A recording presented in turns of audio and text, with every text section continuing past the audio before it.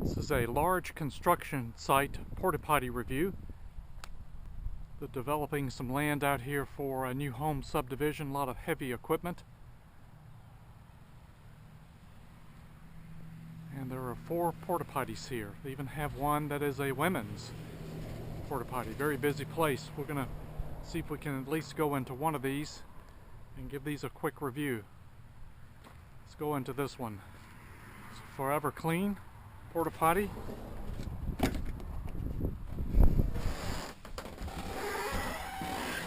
And we have bad words right away. Look at this. Lots of red clay all over this. We're definitely into a lot of dirt that they're digging up around here. Smells kind of bad in here. Very dirty.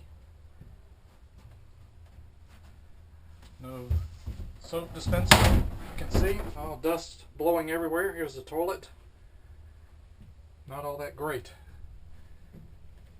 Let's see if we can do a quick review on one more of these before someone shows up.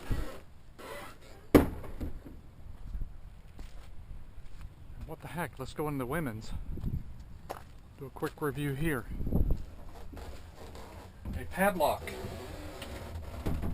Left a padlock here. And that's stating everyday portable restrooms save 125 million gallons of fresh water a day. Don't doubt that. And the women has a couple of rolls of toilet paper here. They have a lot of dirt as well. These are all satellite. And I think the women's is dirtier than the men's. Doesn't smell quite as bad as that other one. Let's go out and do a review on the outside. Got 4 of these. The one I looked at was pretty bad. Give it a thumbs down. Women's not too bad. Give it a medium thumbs.